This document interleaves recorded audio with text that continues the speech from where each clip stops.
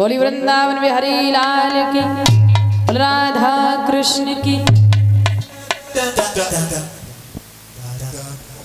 तो कहने का मतलब है कि कभी भी भगवान के भजन में लोभ और कंजूसी बिल्कुल नहीं करनी चाहिए, क्योंकि बताया है परीक्षित महाराज, एक बार ऐसा हुआ कि एक पंडित जी मथुरा वृंदावन से जब कथा सीख के अपने गांव में आए हैं, पंडित जी गांव में पहुंचे और कहने लगे सभी भाइयों से, भैया मैं मथुरा से बड़ी सुंदर कथा सीख के आया हूँ और कभी भी अपने गांव में कोई कथा नहीं हुई, ऐसा करो अब हम तो कथा सीख के आ चुके हैं, अपने गांव में एक कथा करा लो।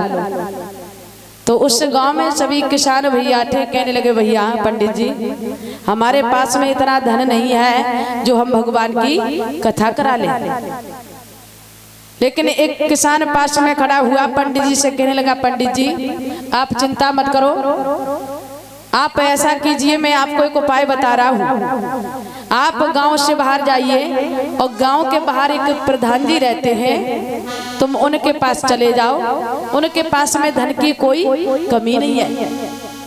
पंडित जी ने अपने पोशी पत्रा को सिर पर रखा और प्रधान जी के दरवाजे पहुंच गए। प्रधान जी ने आता हुआ पंडित जी को देखा, आइए पंडित जी, अरे आप तो बड़े समय के बाद आए हो, कहिए कैसे आना हुआ। पंडित जी कहने लगे, प्रधान जी अब तुमने बहुत प्रधानी लड़ ली और बहुत धन कमा लिया, अब ऐसा करो तुम्हारे पास में बड़ी धन दौलत है, तुम भगवान की एक कथा करा लो। प्रधान जी कहने लगे, अच्छा पंडित जी, अच्छा ये बताओ पंडित जी हम कथा तो करा लेंगे, लेकिन पंडित जी एक बात बताओ, जो हम कथा कराएंगे उस कथा का खर्चा कितना पड़ेगा। पंडित जी समझ गए कि ये बहुत बड़े लोभी हैं और यदि मैंने कहीं ज्यादा खर्चा बता दिया तो हो सकता है कि हमारी कथा ना कराएं। पंडित जी कहने लगे, अरे प्रधान जी देखो चिंता करने वाली कोई बात नहीं है, मैं सारी सामग्री अपने साथ में लेके आया हूँ, केवल एक नारियल की जरूरत है, तो आप बाजार में चले जाओ और एक नारियल ले आओ। प्रधान जी कहने लगे, चलो अच्छी बात है, सारी सामग्री पंडित जी साथ में लेके आए हैं तो हमारी कथा भी हो जाएगी और हमारे पैसे भी बच जाएंगे, दोनों काम हो जाएंगे। आप प्रधान जी एक नारियल लेने के लिए बाजार में पहुंचे और दुकानदार से खड़े हो गए, कहने लगे भैया ऐसा करो तुम एक नारियल निकाल के हमें दे दो, हम अपने दरवाजे कथा कराने जा रहे हैं। दुकानदार भैया ने एक नारियल निकाला और प्रधान जी को दे दिया। प्रधान जी खड़े रहे पूछने लगे, भैया ये बताओ इस नारियल की कीमत क्या है। दुकानदार कहने लगा, कुछ ज्यादा नहीं, इस नारियल की कीमत केवल 5 रुपए है। प्रधान जी कहने लगे, भैया ये 5 वाला नारियल क्या 4 रुपए में नहीं मिल सकता। दुकानदार बड़ा सीधा साधा बड़ा भोला भाला रहे, कहने लगे, प्रधान जी अगर 5 वाला नारियल 4 रुपए में दूंगा तो हमें बहुत घाटा हो जाएगा, इसलिए आप ऐसा कीजिए जो हमसे भी आगे दुकान दिखाई दे रही है छोटी सी, आप उस दुकान पर चले जाओ। प्रधान जी ने 1 रुपए की वजह से उस दुकान को भी छोड़ा और दूसरी दुकान पर पहुंच गए। कहने लगे, भैया ऐसा करो कि हमें एक नारियल की जरूरत है, तो आप हमें एक नारियल दे दो। और जैसे ही ये कहा है तो दुकानदार भैया ने नारियल निकाला और प्रधान जी के हाथ में दे दिया। प्रधान जी पूछने लगे, भैया ये बताओ इस नारियल की कीमत क्या है। दुकानदार कहने लगा, कुछ ज्यादा नहीं, इस नारियल की कीमत केवल 2 रुपए है। अब प्रधान जी के अंदर और लालच पैदा हो गया और लोभ पैदा हो गया, हे भगवान कहाँ 5 वाला नारियल और यहाँ तो बिगर कहे 3 रुपए बच रहे। अब उनके मन में और लालच पैदा हुआ, सोचने लगे यदि कहीं 2 वाला नारियल और 1 रुपए का मिल जाता तो बहुत अच्छा रहता। प्रधान जी खड़े रहे कहने लगे भैया ये बताओ ये 2 वाला नारियल क्या 1 रुपए का नहीं मिल सकता? दुकानदार कहने लगा अरे प्रधान जी देखो अगर मैं 2 वाला नारियल 1 रुपए में दूंगा तो बहुत घाटा होगा।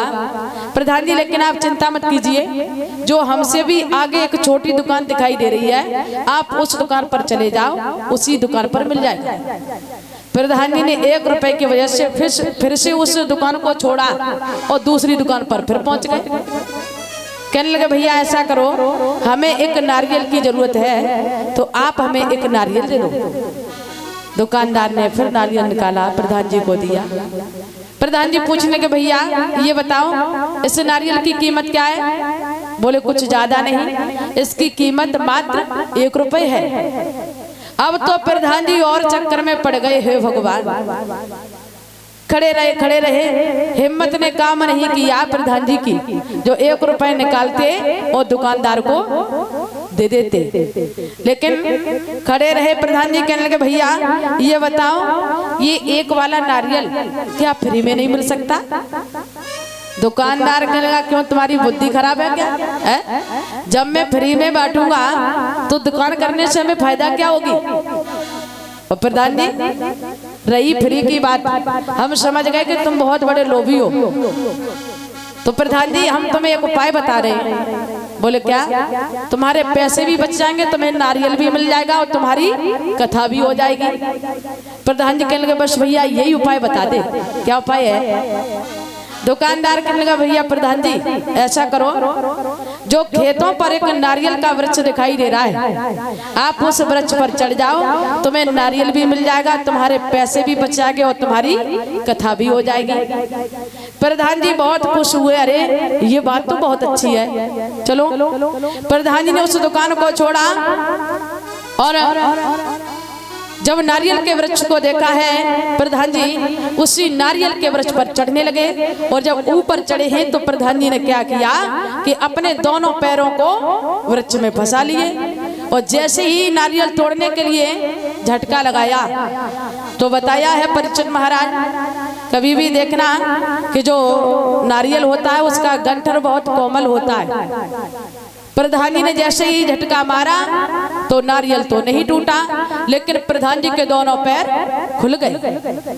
अब प्रधान जी उस नारियल को पकड़े लटक रहे हैं, किसकी वजह से? लोभ और लालच की वजह से। प्रधान जी चिल्लाने लगे भैया कोई तो हमारी सहायता करो, भैया कोई हमारी मदद करो। और जब कुछ देर हो गई तो क्या देखा है कि उधर से एक ऊंट वाले भैया ऊंट पर भूसा लादे बड़े मस्त होके आ रहे हैं, गुनगुनाते चले आ रहे हैं। प्रधान जी ने ऊंट वाले भैया को देखा, प्रधान जी चिल्लाने लगे भैया अरे हमारी सहायता करो भैया, आप हमें इसे उतार करके नीचे कर लो। ऊंट वाले भैया ने देखा पता नहीं ये कौन मूर्ख है और इसे कहीं जगह नहीं मिली थी। ऊंट वाला पास पहुंचा, कहने लगा क्यों रे ये बता तेरे लिए कहीं जगह नहीं थी जो तू इस पेड़ पर लटक रहा है? प्रधान जी कहने लगा भैया भूल हो गई, ऐसा करो आप हमारी सहायता कर दो और मुझे इस वृक्ष से नीचे उतार लो। ऊंट वाला बहुत चालाक था। ऊंट वाला कहने लगा क्यों रे तेरे पीछे मैं 400 रुपए का सारे दिन का 400 रुपए का भाड़ा है, क्या तेरे पीछे मैं अपना भाड़ा मार दूं? प्रधान जी समझ गए कि अब ऐसे पैसे नहीं जाएगी। प्रधान जी कहने लगे भैया तू 400 रुपए छोड़, मैं तुझे 800 रुपए दूंगा, लेकिन मुझे इस वृक्ष से नीचे उतार ले। ऊंट वाला सोचने लगा हे भगवान कहाँ 400 रुपए का भाड़ा, पूरे दिन भागते रहेंगे और यहाँ 400 रुपए फोपट के मिल रहे हैं। तो ऊंट वाले भैया ने क्या किया, उस भूसे को उतारा वहीं पर रख दिया और ऊंट को ले जा करके ऊंट वाले भैया ने उसी वृक्ष के नीचे खड़ा कर लिया।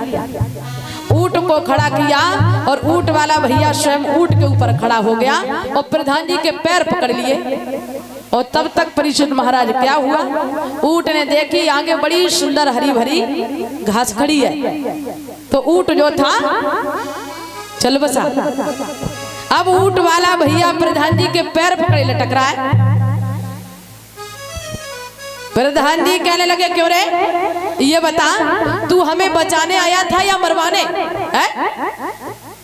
ऊंट वाला कहने लगा भैया प्रधान जी आए तो बचाने थे, लेकिन हमें क्या मालूम था कि ये ऊंट भी चला जाएगा। और प्रधान जी जब तक लटके रहे, थोड़ा जब समय लगा है तो क्या देखा कि जो कंठर था वो हिलने लगा। भला कब तक वो वजन को सहन कर पाता। और जैसे ही प्रधान जी के पैर हिले तो ऊंट वाला भैया प्रधान जी के पैर पकड़े लटक रहा है। ऊंट वाला भैया प्रधान जी से कहने लगा भैया प्रधान जी, हाँ भैया देखो तुम मुझे 800 रुपए दे रहे थे, तुम 800 रुपए तो छोड़ो, मैं तुम्हें 1600 रुपए दूंगा, लेकिन इस नारियल को मत छोड़ना नहीं तो मर जाएगी। तो आज लोभी किस तरीके से बढ़े वो परीक्षित महाराज बताया है। कहने का मतलब है कि वो तो इस संसार में लटके, उनकी सहायता तो कोई कर भी सकता है।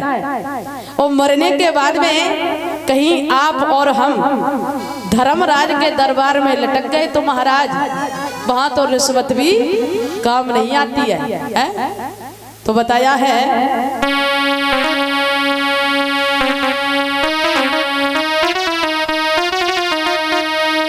अरे करू वह दिन की यादें और जा दिना यम तो